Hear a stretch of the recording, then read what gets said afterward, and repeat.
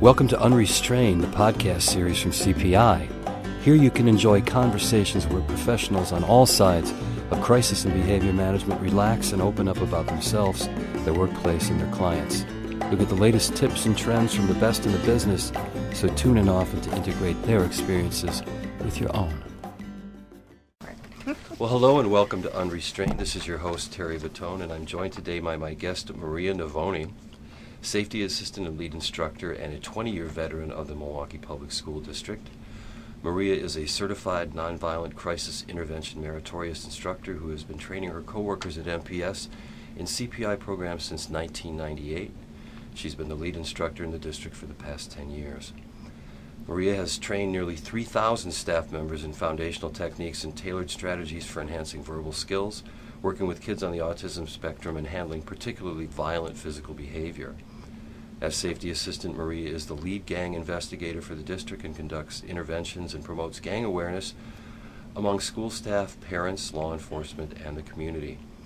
Maria is also closely involved with bullying prevention, including cyberbullying, and she promotes knowledge about prevention strategies with staff. Good morning, Maria. Good morning, Terry. All right. Thank you for having me. Thank you for being here.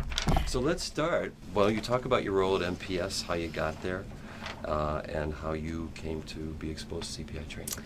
All right. Well, I guess my role, as you described just now, I have several different duties that I perform, and one of them, of course, being the CPI instructor.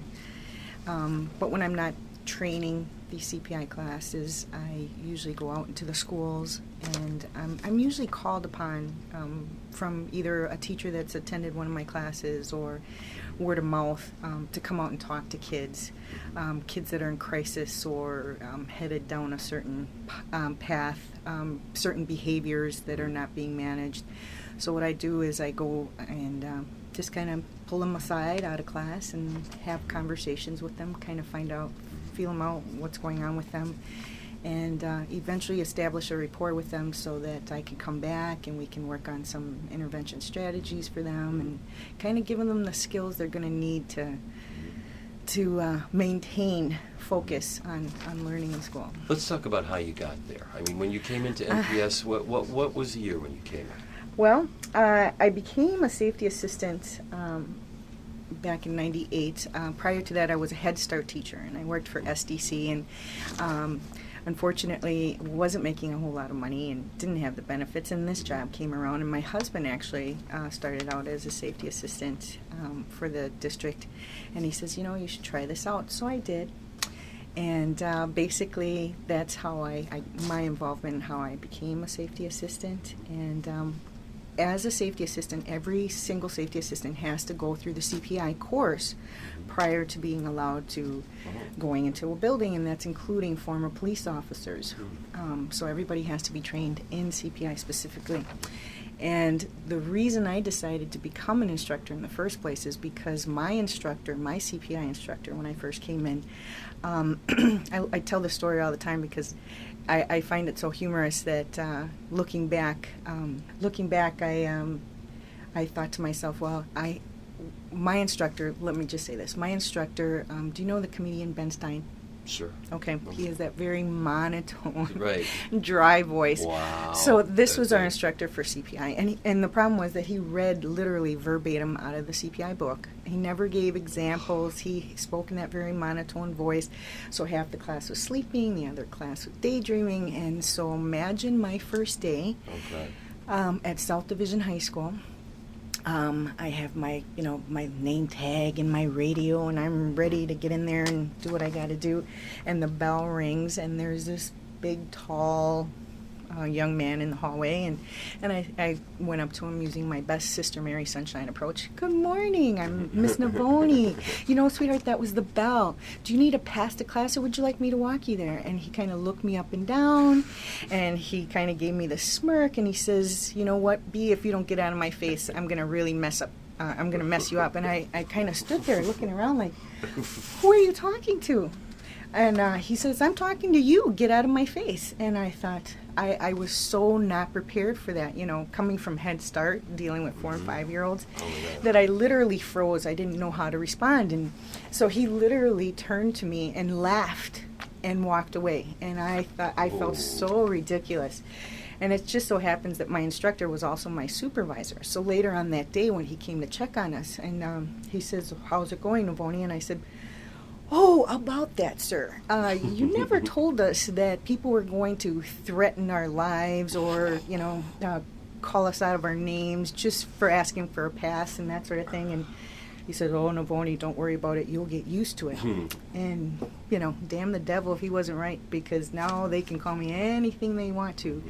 And it's like water off my back, and CPI had everything to do with that. And that's when I said to myself, you know what, I'm going to look into becoming an instructor, because I think that I could do a better job, for one, and for two, I really think it's my responsibility to prepare people for what it is they're getting into, especially when they're dealing in an urban city area with the population of kids that we're working with. So that is how I decided to become a CPI instructor. I see. And so you have initial memories of how that first training, when you started training, how Well, the good thing for me is that by that time, my husband became a CPI instructor, and his partner, and we used to call it the Jay and Jerry show, because they just did such a magnificent job of presenting the material that I wanted to be part of that. And so thankfully having those two with me, they kind of molded me and guided me. But the very first training, I pretty much stumbled a lot and sounded like Abbott and Costello a lot of the times. But, you live and learn, and the more comfortable. And because I have such a deep passion and philosophy for the program itself, it kind of comes easy. It flows easy when you're really comfortable with what you're talking about. The more you do it, the better it gets. So what sort of current populations in the student world do you work with now? Well, 44% of our students live at or below the poverty level. And I'm so grateful right now at this particular point in time. Is that for all of MPS? For all of MPS. Wow. Yeah. 44% of our kids. And I'm so grateful that right now the government gave us a grant for free lunches. Oh, right. Because a lot of our kids are hungry. And hard to learn when you're hungry. It's hard to concentrate on reading and writing and everything else if your stomach is growling and you don't know when your next meal is coming from. And so just being able to provide them that breakfast and lunch, I wish we could provide them for dinner, because a lot of these kids only have that breakfast and lunch opportunity to eat. And so I just noticed the change in the whole climate around the city, where kids are being fed, and there's not that, because they turn into little Joe Pesci's, those commercials, Snicker commercials. They either turn into Joe Pesci or Betty White, because they're just so angry, they're upset because they're hungry. And I noticed that feeding them has not eliminated all the behaviors, but it has significantly impacted in a positive way those behaviors. And the schools, do you work in a number of schools, or are you focused on one? Right now, I kind of bounce from high school to middle school to elementary, wherever the need is. If I get a call from an administrator. Lately, though, I got to be honest with you, I've been dealing a lot with elementary students. And can you describe the mechanism by how you would get a call, how somebody sees a behavioral issue and somebody says, "Hey, I got the person to call"? Well, usually it's through referral, I would say, is what I call it. Either a staff person has attended one of my trainings, and we've known each other that way, or we've worked together previously in other situations. And that's usually how I get a call. "Hey, Marie, I have so-and-so, and I was wondering if you could talk to them. And these are the behaviors that we're seeing," and more or less that's how I go about getting referrals for individual students. And do the people that make the referrals have you trained them in CPI techniques? Most of them, yeah. Really? Most of them. And so they're experiencing the behavioral problems outside of the scope of maybe their facility with the techniques, and that's where. Yeah, that's where they call, and they're like, well, Maria, we've done, we've watched our CMICs and our kinesics and our paraverbals, and nothing's working on this kid. And so the emphasis years ago, I got to be honest with you, it was when I would get a call from an administrator, it would be like, there was this misnomer going around that our class was about how to take kids down, literally. The takedown course, takedown, right? That's the takedown course, still and sometimes haunts CPI. And you know what? The great news, Terry, right now, and I would say within the last 3 years in particular, MPS is more or less kind of embracing more the de-escalation parts versus the reactionary physical intervention. And how do you, this is your impression, how do you come by it? For one, I haven't been getting so many calls where literally, I have special ed teachers here and they need to know how to take these kids down. And I'm like, well, I'm sorry, this is not a take-down class. We don't take kids down. Right. And, we've gone to administrative meetings. The principals have meetings that we try to present at, try to inform them of what CPI is all about. The emphasis has always been on training administrators first, special ed teachers second, and the rest of the staff third. So we have been getting more administrators involved in the training, coming into the training. So they're the ones actually going out there and telling their staff, we want you guys to be trained. And that's something that I've been working on for the last 10 years, trying to make them understand the importance of using the same language, of using the same techniques, of everybody doing the same thing at the same time. So we kind of are consistent in our approaches, and that's what these kids need more, is that consistency that we provide. So you're finding that the receptiveness of the administrators to hear this message is starting to change their culture and their recognition and approval of this technique, or they recognize that it's effective. They do, and especially when they attend themselves, because I have a lot of principals that unfortunately sometimes are reluctant to send staff because it is a 2-day training, and I do understand that it does require some commitment on their part, having Right. staff out of the building. But what I try to tell them is the more staff you have trained, the more comfortable and confident they're going to be in handling situations, and the less administrative work that you have to do, really, because if they're handling their situations in the classroom, maintaining that classroom management control aspect of it, those are the less referrals that are being written, the less disciplinary problems that you're dealing with. And so now that they're starting to attend the classes themselves, they're starting to see more about what it is we've been trying to tell them for quite some time. That's a great.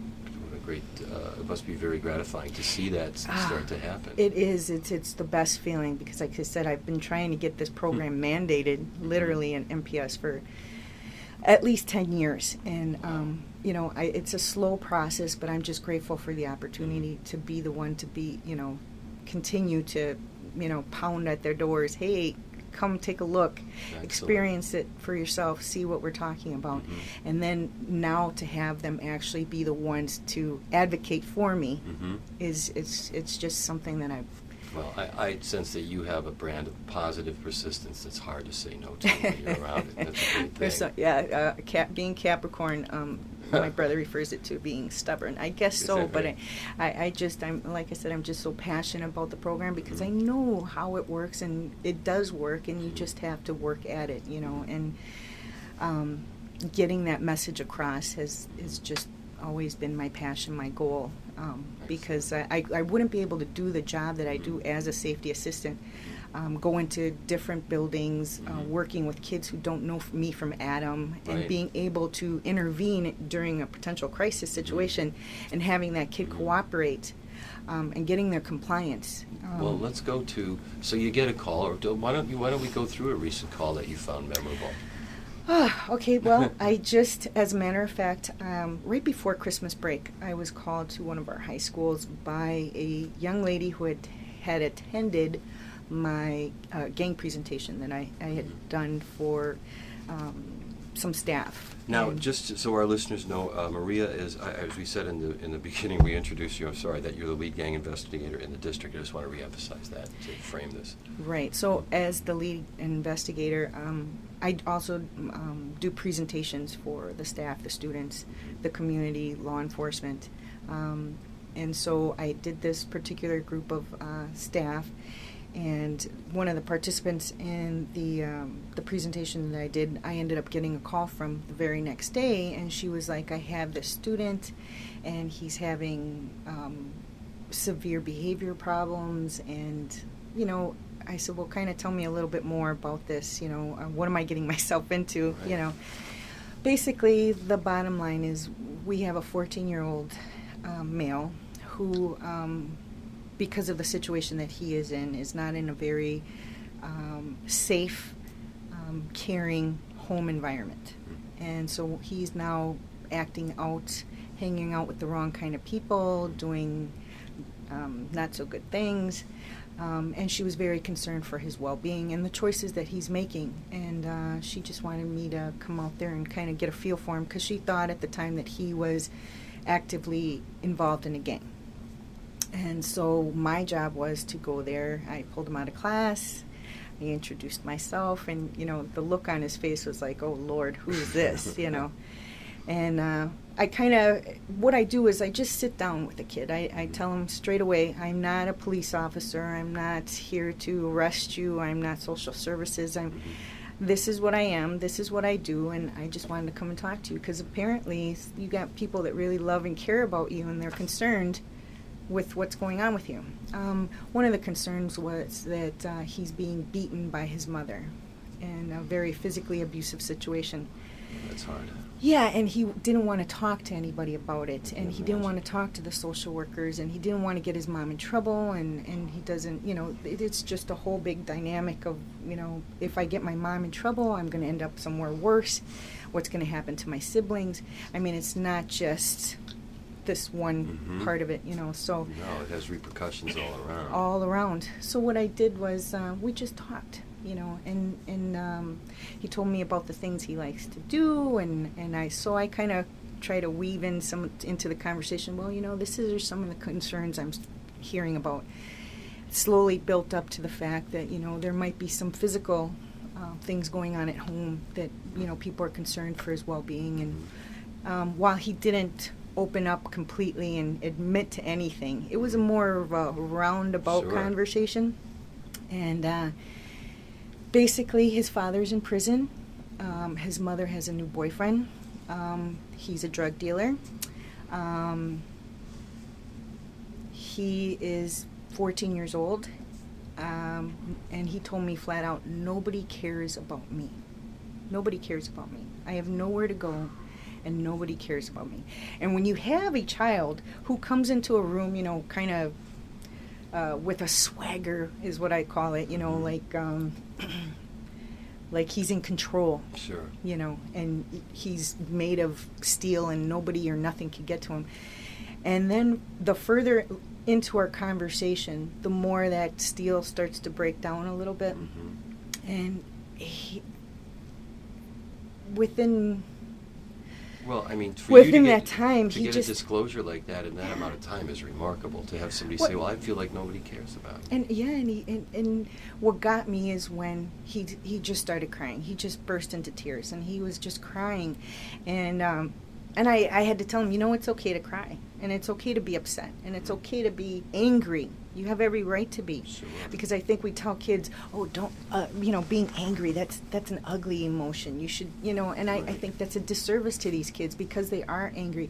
And I got to be honest with you, in this last 5 years in particular, I have dealt with some of the most angriest, rage-filled kids I've ever seen in the 20-some years I've been working with kids. And it's just this, it's not getting any better. It's almost, to be honest with you, it's very sad to see so many kids. And one of the things I tell people in my class is that I think that we're just now reaping what we sowed. Because Milwaukee in particular, the city of Milwaukee led the entire nation in the highest teenage pregnancy rate of all the United States of America. We in Milwaukee. Mm-hmm. So when you have babies who are having babies who have never had any type of home training, kids don't come with instructions. Right. They kind of go with what they know. And if all they know is disorder and dysfunction, that is what they go with. And unfortunately, that is what we're starting to see now. I've gone to schools and I've had complaints of this parent's coming up to school. He's a big gang member and he's trying to fight with our students.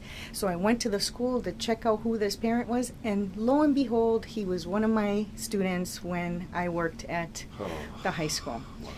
Here he is, a grown man, still with the mentality of a 12-year-old. His daughter has more intelligence, literally, a higher IQ than her parents do, and so she easily manipulated the situation. And this kid is picking on me, and blah blah blah, just starting a whole bunch of drama. And here's this grown man, now 30 years old, trying to fight one of my students, a 12-year-old or 13-year-old, on a bus. And so. Wow. These are the type of kids that we're dealing with on a daily. So when How do you de-escalate that? How do you de-escalate that, And so I just have to talk to them the way I would want someone to talk to me when I'm upset. And that's not, hey, you, get out of here. You can't be here. I'm going to call the police, because that doesn't mean anything to some of these folks. They deal with the police on a daily. So when this young man just broke down and started to cry, and all he wanted, and that's a common thread with a lot of the kids I talk to, all they want is a mother and father who take time and take care of him. And the basic human the needs. basic, very basic. He doesn't want,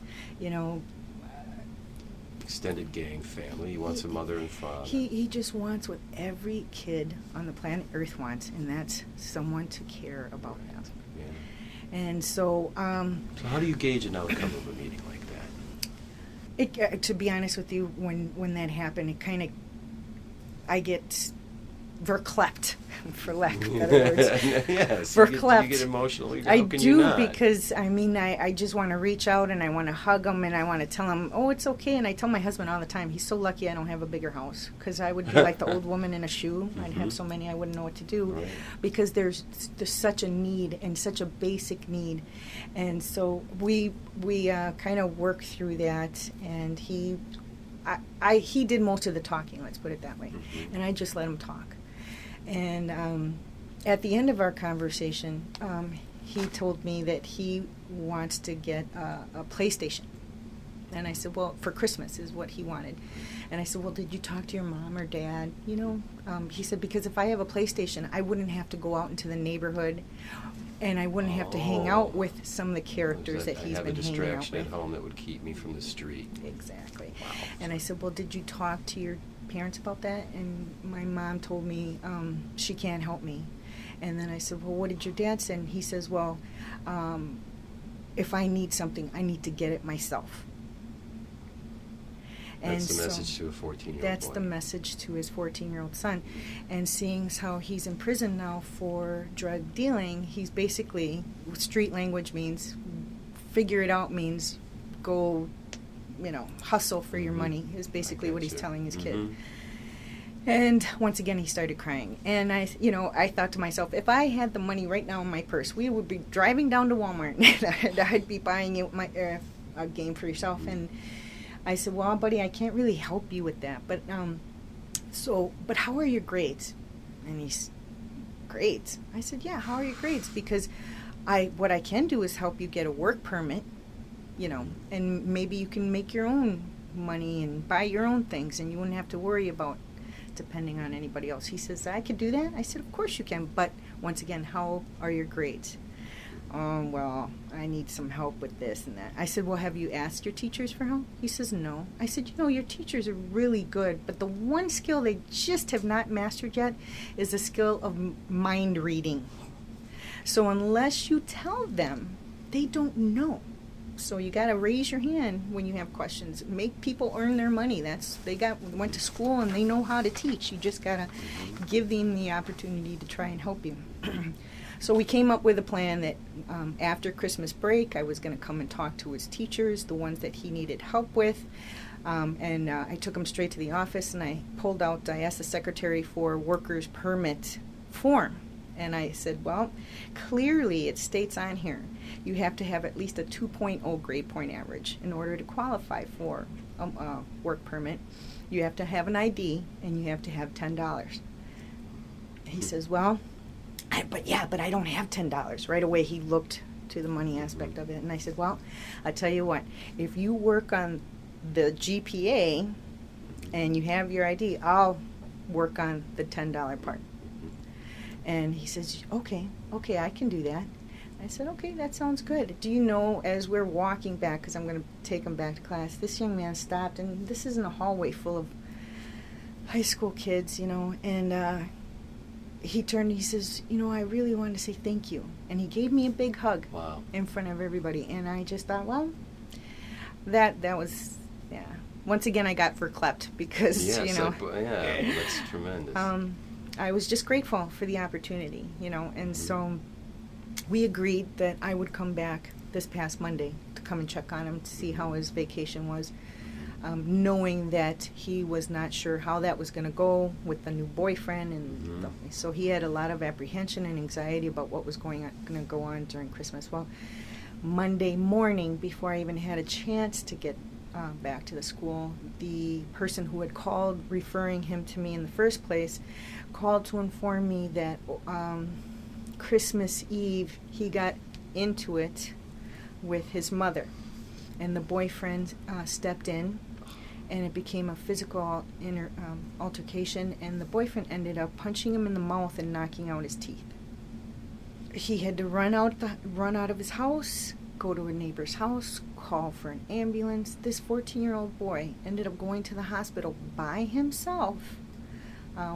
They ended up having to send the police back to the house to reclaim his teeth so that they could try to put his teeth back in his mouth. And apparently, for whatever reason, we don't know all the details, he was placed back in that home. An uncle from Minnesota apparently stepped in, and who also just got out of prison, stepped in and took him to Minnesota. So at this particular point in time, this child is now in Minnesota, and I told her, the contact person, if he does come back to town, please let me know. I gave him my contact number to give to him if he should happen to come back to town and need some assistance. He can call me. But those are the type of kids, Terry, that we're dealing with. And for every one of these kids I'm telling you about, there's at least 100 more just like him going through the exact same struggle. It'd be interesting now, I think, to go to an intervention that you've talked about, I know, to CPI, to just show what happens when you get to somebody a little bit younger. I know that you had 2 special ed teachers call you about. Can you tell our listeners about it? Well, I was called by 2 teachers that had just attended my class the week prior, and they're like, Maria, we have these 2 kids, and they're completely out of control, and none of this is working on them. We really need you to come out and kind of let us know what we can do. So sure enough, I went out there, and it's a special ed self-contained classroom. There's 1 desk and 1 chair because they have thrown furniture throughout the classroom, broken everything, and so they're reduced now to 1 desk and 1 chair. And as I walk into this classroom, I kind of see that there's a lot of whole lot of nothing going on, is what I call it. Nothing structured or organized, just kind of kids randomly coming in and out. And I just kind of quietly stand off to the side to just observe. And the first child I encountered, I saw him when I walked into the building and I signed in. He was kind of gallivanting, probably like 5-6 years old, gallivanting with this little pass in his hand. And I said good morning to him, and he didn't say nothing. He just ran away. It turns out this is the same young man now that I'm in the classroom who comes into the classroom with his little pass that was walking around. And I happened to be standing in front of the hooks where you're supposed to hang the pass back up.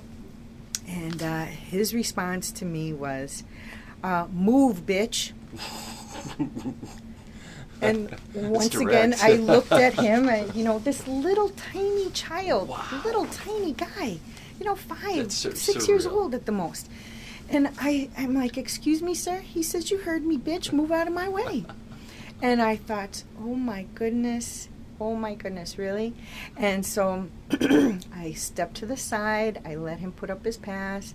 And then he proceeded to cuss a blue streak, let's put it that way. And the words and the language coming out of his mouth were...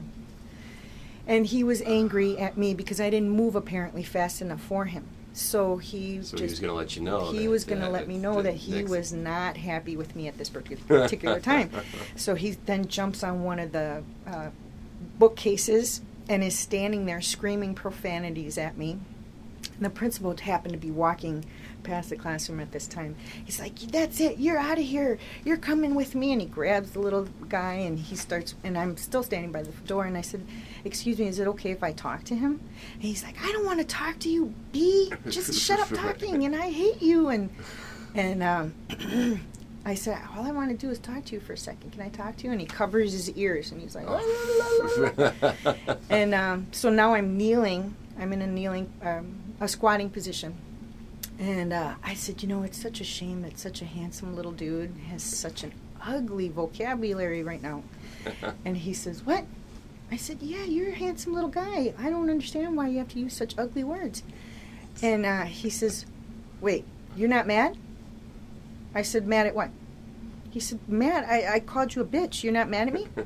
I said, no, baby, that's the best you got. And he just kind of looked at me. I said, and then he put his hands down, and as he's putting his hands down, I kind of reach out and just grab his hands lightly, and I said, is it okay if I talk to you? And I set him on, he let me set him on my knee, my bended knee. And I said, so, my love, what seems to be the malfunction today? Right. I don't like to use the word problem because Right. it has a negative connotation. If I say, Terry, what's your problem? You have an right. attitude problem. I don't like your problem. Plus, little boys love words like malfunction. Yeah, Because yeah. And he looks at me. He's like, what is malfunction? And I said, lovely, that just means that things aren't working out the way you would like them to. How can I help you?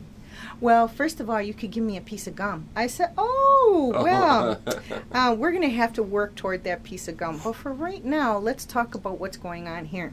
And we proceed, and the thing about it is, while this is going on, the whole malfunction in the classroom stopped because everybody's looking at it. Okay, Navone, now what? What are you going to do now? Sure. And so we proceeded, and then within the next couple minutes, he's reading a book to me because, in his word, not only is he handsome, but I also know how to read. So he proceeds to read to me. He proceeds to show me his artwork. Tension. Yeah, and everything is settling down. But in the meantime, the other young man that I was supposed to come and talk to, he is angry that we're there because he knows that we want to talk to him also. Oh. So there's a big area rug in the classroom. He actually rolled himself up into this area rug. Yeah, like a burrito in the middle of the room. And my partner came with me, Mr. Jacobs, and Mr. Jacobs is more or less trying to convince him, come out, come and talk Unroll to us. yourself out of this. Yourself. And I'm listening to the whole thing because I'm still dealing with the first one. And I'm listening to this, and the first one had to go for testing. So I said, okay, buddy, you do your best, and I'll see you when you get back. So then I grab a chair, and now I'm sitting at the head of the burrito, where his head. I'm not saying a word to this kid. I'm just sitting there. And he keeps rolling around. In the meantime, he's in this rolled up area rug, and he's cussing and swearing and threatening, and you better get out of my face. I'm going to kill you. I'm going to kill everybody in here. The language he used, let's just say, was rated adult. Gotcha. And and I just ignored him. I sat there and I ignored him. I said, you know what, love? As soon as you're done, you let me know because I do want to talk to you. And you go ahead and let me know when you're done. And I proceeded to sit there and I watched the rest of the kids, and he's looking at, and now I see him poking his head out. He's like, who is this crazy lady who just is... Why can't I push your buttons? Why can't you, get to me? And or why can't I get to her? And I could see this look on her face. It's like she's not flinching. And so I said, as soon as, sure enough, he unrolls himself. But now he wants to show us how tough he is, so then he starts going after the other students. And this is one of the reasons I was called. The complaint I got was he leaves the classroom whenever he wants to. Not only does he leave the classroom, he runs through the hallways. Anyone that is in his path, he punches in the face. If he doesn't see anyone in the hallway, he will literally go into a classroom, pick somebody out, and punch them in the face. He's 10 years old. Yeah, and so this is the reason I was called for that one. And so now I see that he's trying to go after other kids, and we're not giving him that type of attention. We said, if you hurt anyone here, I will have to put my hands on you. And I think he was kind of testing the waters. So then all of a sudden he tries to run toward the door. So now all I did was place myself in front of the door, and I'm like, buddy, I just need to talk to you. So if you could give me a few minutes of your time, I'd really appreciate it. And finally, it took some convincing. This isn't like, I tell folks, things don't happen according to a sitcom time frame. There's not a beginning, middle, and end in a 30-minute period. So it did take some time for me to convince him that we weren't going to hurt him or take him anywhere, but eventually he calmed down, and by calm down I meant he stopped trying to attack people. And then we were able to escort him into a classroom across the hall from where he was. And the entire time I had to stand by the door because he had his fist clenched. He's foaming at the mouth, literally. And he's standing right next to me. He's invading my personal space, but he's not touching me. Instead, he kept flinching, and he kept saying, I'm gonna kill this person, I'm gonna kill that person, I'm sick of this stuff, and I'm gonna bring a gun here, and I'm gonna shoot everybody, and I hate you, and I hate everybody, and just leave me alone. And the entire time he was just tensed up like a board, and his fists, like I said, were just clenched, and he kept acting like he was gonna punch the wall, or and the language, once again, that was coming out of his mouth to describe his malfunction was something else, and I've been working with kids for years, but just to hear that type of anger and that type of language coming out of such a little soul is just hurtful to hear sometimes. Not because they're hurting my feelings, but because what's happening inside, buddy? Why are you so angry? So, long story short, I finally got him from clenching at the door to sitting across from me at the table to then, by the end of our conversation, sitting next to me. But the entire time he kept complaining. How did you get him from the clench standing up to the sit down? How did you direct him towards that? I said, you know what, Lovey? Why? I just set some limits? Or? I didn't have to set limits because I noticed that when people are very upset at that particular time, the more limits you put on them, the more they want to act out. Okay? Mm-hmm. So I let them act out. I would rather you verbally act out and release all that ugliness than to me have to put my hands on you because you're trying to physically attack me. I got all day. As far as I'm concerned, when it comes to intervention, I could talk my way out of any situation because I got all day. But when you just make the decision to put your hands on someone, you take it to a whole nother level that you have no control over. Literally, sometimes you really don't have control because accidents can happen in a blink of an eye. Absolutely. Especially when you're dealing with someone who is so angry and so wanting to get away from you. They're willing to do whatever that takes and whatever that looks like to do so. So what I did was we just started asking him questions. So, buddy, what do you like to do? What are your hobbies? What are you good at? I heard you're a really good artist because the teacher did tell me he likes to draw. And I said, I heard one of the things I just love in the whole wide world is artwork from my students. Do you think you could draw me something? Great something like strategy. that? Yeah. And he's like, you like art? I said, I love art. And I have my cubicle is filled with artwork from kids who have drawn me pictures. Do you think you could do something like that for me? He's like, yeah, what would you like? I could draw anything. And then we got into the subject about how great of an artist he was. And then we started dealing with some of the issues, and then I just started asking him, buddy, why are you so mad? Why are you so angry? Well, he didn't know that I knew that prior to me meeting him, some of the information I received was, here's a young man who was 10 years old. He just moved from Chicago. He has a very young mother. Unfortunately, when he was 7 years old, he witnessed someone being shot in the face, point blank. He was involved in the commission of a crime. He was in the car as the crime took place. He was also sexually molested by two of his mother's boyfriends. Not only was he sexually molested, he was given 2 sexually transmitted diseases. So that's the kind of burden that's just the tip of that little iceberg. Wow. And he was so angry because first of all, let me just describe for you a tiny little cute little boy whose clothes, he looks like he's literally waiting for the next flood. His pants are so high, his shoes are so small, his toes literally look like they're coming out of the shoes.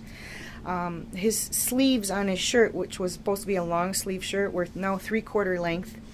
And he's telling us that when he was selling weed, when he was selling drugs, everybody wanted to be involved with him, and everybody wanted to do things for him and take him places. And he said, and the social worker and what did he call her? I want to say the counselor keeps telling me I'm a little boy. I need to act like a little boy. So I decided that I'm going to stop selling weed. This is this child talking. Now that I'm not selling weed no more, nobody wants nothing to do with me. Nobody cares about me. Nobody takes me anywhere. My own mom, I haven't heard from her. You see these clothes I have on my back? I bought these clothes. You know what my mama has done for me? Nothing. This is him talking to us. Oh, my God. And, yeah. you know, he's just telling, and you could see he's working through that anger and rage just by talking about it, you know. And I once again, I reiterated, it's okay to be angry.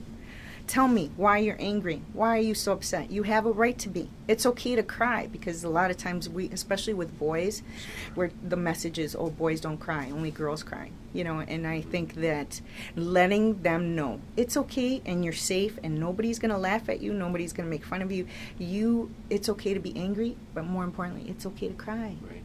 You know, and he did. And he tells me that he says, first, he tells me he wants to be an entrepreneur. He wants to start his own lawnmower service, and all he needs is someone to borrow him a lawnmower, because then he can print out some flyers at school and then send them. And he had this whole business plan that he could articulate. It's incredible. And he says, he's 10. and he's 10, and I could make my own money, and I won't have to worry about doing bad things, and then maybe people will care about me again, is what he said. And we went from that, Terry, and we had a whole bunch more in between there. But by the end, because literally I was with him for at least over 3 hours, closer to 4. And by the end of our conversation, do you know what this little boy, I said, what do you want most, honey? What do you want most? If I could give you anything, if anybody could give you something, what would it be? And he says, I want a foster mother and father who will take time and ride bicycles with me.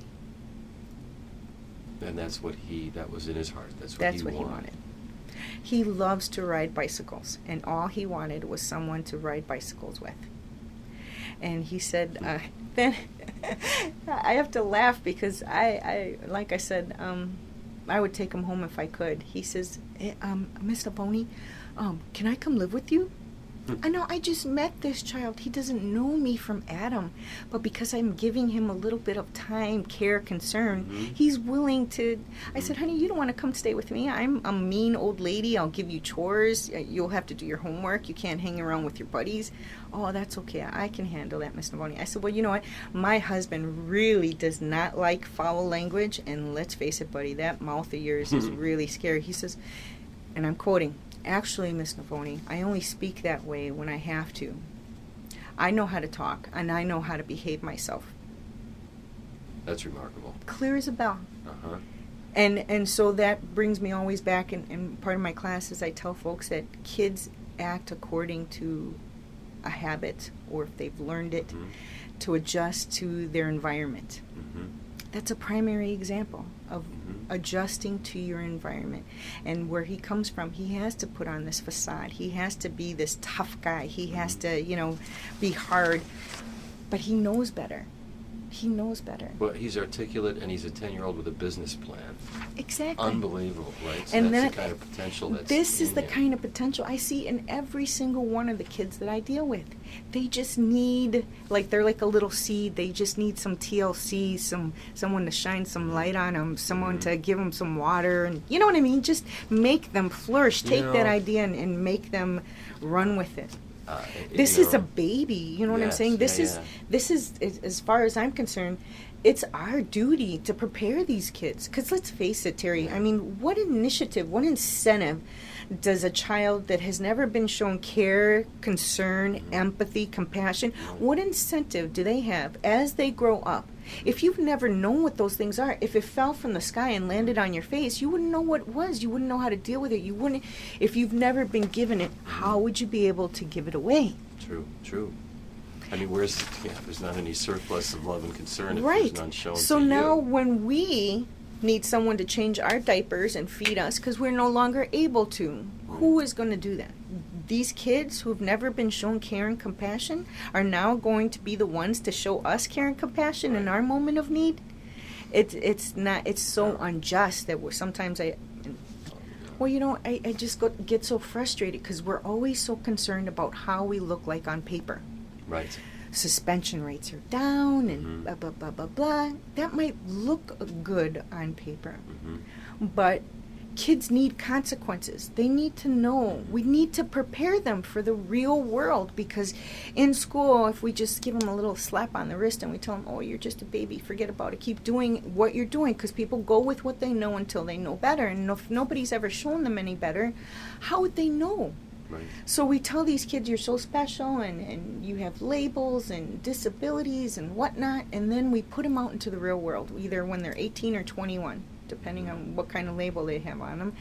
And then we have kids struggling to make it in the real world. The real world doesn't give a care about the labels you have. Right. The real world doesn't care about your learning disabilities. The real world does not care anything about that. And if we cared so much about mental health and labels and disabilities, why do we have people living under bridges and on overpasses with signs, help me, give me money? Why do we have people on death row with the cognitive ability of a small child? We don't. You might well ask. We You don't. might well ask. And those I questions. get so frustrated when I have, because a lot of my time is spent with the special needs kids. I have like a special rapport with special needs kids. We like each other. We're like magnets, peas and carrots, if you will. And Nice. so when I worked at schools, they would call me the mother of the children of the corn. It was a term of endearment. Yeah, that's great. Because my kids had so many labels on them. And they would call them the alphabet soup gang because they just so many labels on some of these kids God. and so many malfunctions that they were dealing with. Hmm. But so Miss Navone, come and get your son. Miss Navone, come and get your daughter. Because when one of my kids was going off, I would be the one to go in there and kind of check them. I'm the motherly type, and I talk to these students the way I would talk to my own. Sure. And when they're being a donkey, I point it out to them. You're being a donkey, and people will treat you like a donkey Right. if you act like a donkey. So I need you to breathe in, breathe out, Right. and I need you to put on your game face. And your game face, I want you to be a gentleman. I want you to act like a lady. And this is what a lady does, and this is what a gentleman does. Like I said, if they've never been shown or told any differently, they don't know. So I literally would say, okay, this is what a gentleman does. This is how a lady acts. And I really think they need to hear that. But we're so busy and so concerned, more worried about how we look like on paper, that we're not preparing them, we're not giving them the skills that they're going to need to survive in the real world. Kids that don't know socially how to reach out and shake somebody's hand, or acknowledge, or even answer a telephone properly, or how to interview, how to, open a bank account. Nobody's showing them, really. I mean, I remember as a kid we had one class, it was called consumer math, and it was, excuse me, it was about a half a semester long. And I learned more in that half a semester about mortgages and bank accounts and paying your bills on time and the importance of establishing good credit. And, so I just really, my kids are not disabled. And I really get angry when people diminish their ability because they have a label on them. And I call them my kids because I spend more hours of the day with some of these kids than I do my own, So they're my kids. They're our kids. These are our kids. That's the way I look at it. And so no wonder they want to come and be part of your family. Yeah, it's funny because, like I said, with this young man, he's like, "Oh, Miss Navone, I'll come and stay with you, and I'll help you." And I've had so many requests like that. I had a young man tell me, "Miss Navone, can I come and stay with you?" My two youngest sons are not biologically mine; they're adopted, and I've had them since they were 2 months old and 5 days old. I picked my youngest up from the hospital. And they're biological brothers, 14 months apart. And so we did a public service announcement for foster care because at the time they were 10,000 kids were in need of foster placement, but they only had 2,300 licensed providers. So we did a public service announcement for being a foster parent. And so my kids started seeing this commercial like, "Oh, Miss Navone, I bet you're making lots of money, huh? I see you on TV all the time." I'm like, "No, sweetie, it's a public service announcement. It was free. Oh, next time let me be your agent. I'll get you some cash, that kind of thing." So you had some offers of representation. So yes, huh? not only offers of representation, but they also wanted, now everybody wants to come and stay with me. And one in particular says to me, "Miss Navone, can I come stay with you?" And I said, "Why would you want to stay with me?" Well, they're going to move my group home again. And for those that don't know, group home, for lack of better words, more or less, is like an orphanage. It's where you go when you have no place else to go. And he says, "They're going to move my group home again, Miss Navone." But I talked to my mama, and she told me at the end of this month, she promised on everything that I'll be able to come and stay with her at the end of this month. I said, "Oh, really?" I said, "How long have you been in the system?" Because the kids in the system know the lingo. And he's like, "Well, since I was 7. He's now 15. So for 8 years now, his mama has been telling him at the end of this month, at the end of this month, at the end of this month. That's cool. So he says, "Miss Navone, I promise I'll come to your house. I'll clean. I'll do chores. I'll babysit your kids. And I promise, Miss Navone, I promise I won't eat too much." Wow. And I said, "Excuse me?" Oh. And he said, yeah, my last foster parents said that I ate too much, and that's why they didn't want me.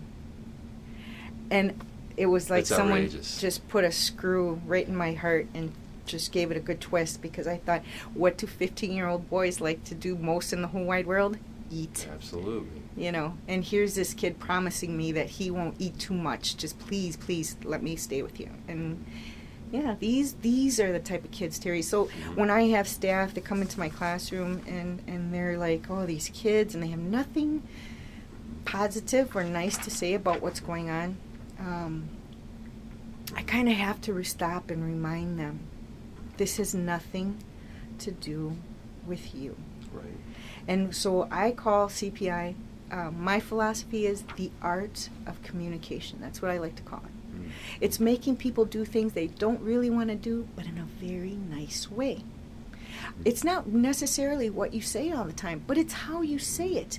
And you have to put yourself in that situation. If you're very upset and angry and just full of piss and vinegar, do you want someone coming at you and barking commands and No. threatening you with consequences and getting in your face and I'm the adult and you're the child and that's just going to set them off even more. I know as an adult, someone coming at me with that negative kind of vibe just really upsets me. And I'm like, where? Because I notice that some adults think they can speak to people any old kind of way. And to me, I don't understand that philosophy. I understand that you might be the VP of a corporation, but if you don't have interpersonal skills, You can't be a skilled intervener. You have to be approachable. You have to be kind, compassionate. Right. You have to be able to step aside, build a bridge, get over yourself, first and foremost, because their malfunction has absolutely nothing to do with you. I think the CPI behavioral models give people a structure to get to take themselves out of the equation a little bit. It does, absolutely. And once they realize that these malfunctioning behaviors that they're dealing with, for the most part, have nothing to do with them personally, they're more able to step back and take a breath and say, okay, let's start over. What can I do to help you? But if they're constantly in that fight or flight mode, if they're constantly not being able to rationally detach from the situation, if they're constantly acting out behaviors personally, I tell them all the time, you're going to burn out quicker than a cheap candle from the dollar store. At birth, you're burning both ends. You're going to burn yourself out. And if you're not good to yourself, how can you be good to anyone else? So that's always been my emphasis. The art of communication. Truthfully, but if it works on the most difficult student at the most difficult time, and not that we're perfect, because sometimes people catch you on the wrong moment, at the wrong time, at the wrong point in your life, that they say something that can hurt deeply and cut you and wound you. But I tell them, never let them see you sweat, because the moment they see you sweat, they know they got you. You're done. Put a fork in you. It's over, because they know that they have won that little battle right there. So being able to step aside and just breathe and not take this acting out personally really just helps think more clearly about how you want to approach that situation, what your intervention is going to be. And that's what the great thing about CPI is. It gives you so many different strategies, all the keys that you're going to need to identify where you're at with this person, what level are they at, and how to respond appropriately. That's the key component I always feel for CPI, is because no matter what comes at you, you know how to deal with it appropriately. And that's why I'm just so passionate about this program. I do have one thing that I like to share with my classes. There was because people are like, oh, it's so much easier said than done, and it really is. And please don't get me wrong. Even after all these years, I go into a crisis situation, and whether it's a 5-year-old cussing me out, or an 18-year-old cussing me out, or a parent who's irate and making threats and whatnot, it never gets any easier. It never does. It's never easy to receive a verbal assault. It really isn't. Right. But the thing that helps me is understanding that they too are malfunctioning. And let's face it, it's just easier to take out your rage and anger on someone you're familiar with or you feel safe with than a complete and total stranger out on the street. And so I have this little girl that I tell a story about. My partner and I, we used to do our rounds together, and every morning we would see Norma, and Norma would see us, and me and my partner would be like, good morning, Norma, how are you? And Norma would be like, oh, Miss Mac, hey, good morning, and she would be all happy, and I'd say, good morning, Norma, and her response to me was, F-U-B. Okay, Norma. Okay, Norma, thank you, have a nice day. I didn't know where that was coming from. But then it kind of became a pattern. And every day it was the same thing. Every time this child saw me, she was cussing me out, threatening me, telling me to go, do things to myself. And it got to the point where I'd be like, yeah, I know, Norma. I got to go whatever myself, and thank you, and have a nice day. Same time, same place tomorrow? Mm-hmm. Yeah, no. Mm-hmm. And literally, Terry, this happened for months. Wow. Months. And everybody's like, well, you should take her to the office and she should be written up and blah, blah, blah. I said, why? I didn't do anything to this child. I obviously rubbed her the wrong way for some reason. I'm not going to worry about it. So sure enough, my sons were real little because they could still fit in a shopping cart. And we went to one of the stores. It's El Rey's, which is a Latin food store. Right. And here I am with my two sons, and they're in the cart, and who do I see at the other end of the aisle? Norma. And I thought, I panicked because I'm thinking, oh my dear Lord, she's gonna beat me up in front of my sons, or these are the thoughts coming to my head, because now Norma's coming at me at a fast click. So I pull my sons to the side. I tell them, buddies, whatever happens, stay in the cart, because now I don't know. Now I'm getting into my supportive stance. Right. Now I'm kind of bracing myself. I put my hands up in the please stop position, and she's running at me, and she's smiling, and she has this really peculiar look on her face as she's approaching me, because the next thing I know, she reaches over and she grabs me in a hug. I'm stiff as a board because I don't know, what is she going to do? Right. I didn't want to be the one to, physically Sure. stop her. So she's hugging me, and she can sense and feel that I'm stiff as a board. And she looks at me, she's like, Miss Navone, what's wrong with you? I said, Norma? And she's like, yeah, Norma. I said, Norma from high school? She's like, yeah. I said, the Norma that cusses me out every day and tells me to go fly a kite and not so nice words? Oh, yeah. I said, oh, yeah, about that, Norma. What's up with that? Miss Navone, you look really nice with your regular clothes on. I said, okay, thank you. But what, yeah, Norma, what, I'm literally thinking to myself, okay, where's the pod and who are you? Because this is not the Norma I know. This invasion of the pod. Exactly. And I'm thinking, where's the pod? It's got to be around here somewhere. And she's looking at me. She's like, Miss Navone, why do you look like that? I said, Norma, every day for the last 6 months, you've threatened to kill me, cut me, you cuss me out, you hate my guts. I can't even look at you. And she says, oh, yeah, about that. I said, yeah, about that. Once again, she brings up the fact that I'm not wearing my uniform.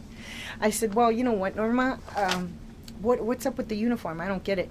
She's like, Miss Navone, are you hungry? Because they had a little restaurant inside the store. Yeah, I am, actually. We're here for lunch. Okay, let's go eat lunch. She's totally avoiding the subject. So we get to talking, are these your kids? And, oh, they're so cute, and blah, blah, blah. And the whole conversation, she's steering away from the fact that for the last 6 months, she's hated my guts. I said, okay, finally, okay, Norma, this, really, I gotta know. Why is it that every day when you see me, you just hate me so much? She says, oh, Miss Navone, when you're wearing your uniform, you look exactly like my B stepmother. Oh, I said, okay. I'm sorry? And she's like, yeah, well, she's not a nice person, Miss Navone, and you look just like her. I said, wait a minute, Norma, I know all us Hispanicals look alike, but really, what? She said, Hispanicals. I said, yes, I know it's not a word, but I like to use it. Anyway, why, what? And she says, well, she's not a nice person, Miss Navone, and when my dad's not home, and then she got into, she's physically abusing her and her siblings, and torturing is more or less what this lady was doing to them, physically torturing them. And so the dad's taking the stepmother's side, and he doesn't believe the kids, and it's a really ugly situation. So we came up with a plan of action right then. I said, okay, Norma, from this point forth, when you see me at work, I want you to look right here. And I just kind of squared my face like Madonna voguing. Right. And I'm like, I want you to just look at my face from the neck up. I just want you to look at my face. Don't look at my uniform. And we'll work on it. Do you have to wear your uniform, Miss Navone? Please don't. I said, honey, I will get fired if I don't wear my uniform. I have to wear it. So we'll just work on the face thing, okay? Wow. So, okay, we promised that. Hugs, kisses, the whole 9 yards. We parted ways. Monday morning comes around. Oh, boy. She's in the hallway, my partner. Hi, Miss Norma. Hi, Miss Mac. Hi, Norma. And she growls at me. Arr, literally growled at me. And I thought, yes! There's progress. There's progress in that, right? She went Right. from threatening my life Right. now to just a mere growl, And I thought, Norma, I love you too. God bless you. Have a wonderful day. And she just kind of, and she turned around and walked away. Well, by the end of the week, she went from a growl to a hey. She actually said hey, to a nod, like, she's at least acknowledging me.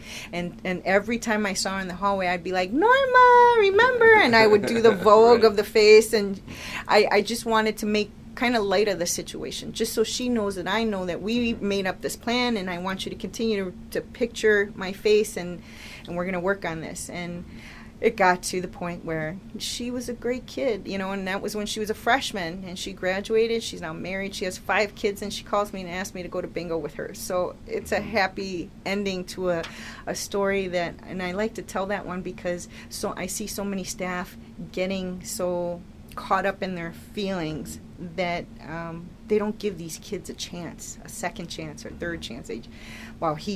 She's useless. I hear that expression all the time. Well, she's useless.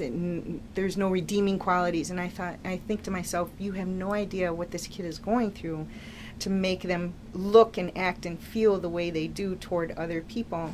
And so if you never give them a chance, if you never give them a break, if you never try to look past that, you are losing out. Right. You're losing out. Excellent. Well, if you have some remarks about the culture at MPS that we might close with, or a takeaway that you feel really strongly that you would like to give our listeners, how about it, Maria? I mean, if you want to say to a lot of the teachers and the other administrator and certified instructors, rather, that are listening, but the culture at MPS or the CPI program, Crisis Intervention, some takeaway that burning message you want to give to those people, or I mean, the whole interview has been that, and I guess it's not fair to ask you for a summary, but I will. Well, I guess I want staff to come away with the hope, to have faith that if they set these goals for themselves, if your goal is to train an entire school or an entire side of town or a district or whatever your goal is for your training, stick to it. Don't give up, because it's just so much easier to say, oh, this is just, it's an uphill battle and I'm not getting any response. And if that was the case, I would have stopped 10 years ago, and CPI, in my honest opinion, would have been done and over with in MPS, because there was nobody advocating for the program. And I'm not trying to toot my own horn or anything like that. It took a lot of persuasion, a lot of persistence, I didn't accept no for an answer. And every time they came at me with an excuse not to train, I came up with an example of why you should. For example, I've had umpteen staff get injured this year.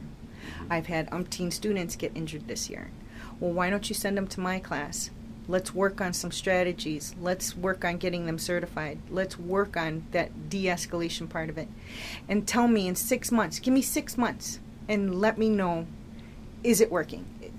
Is there a decrease? And when they come back and say, you know what? Yes. Excellent. We see it. But that's the key, guys. You just have to be persistent. You have to be passionate about it. You know that anything you can do to attract and retain, and that's one of the philosophies at MPS. We're always trying to attract and retain talented staff, but we also want to attract and retain quality students. And so providing that great customer service is internal and external. It goes both ways. And when you have staff that are highly qualified, competent, confident in handling situations, it just makes for a safer learning environment. And that's what these kids want, really, a safe place to be. Thank you for a brilliant takeaway. And thank you for the interview. My guest today has been Maria Navone. She's Safety Assistant and Lead Instructor at the Milwaukee Public School District. Thank you, Maria. Thank you, Terry. All right.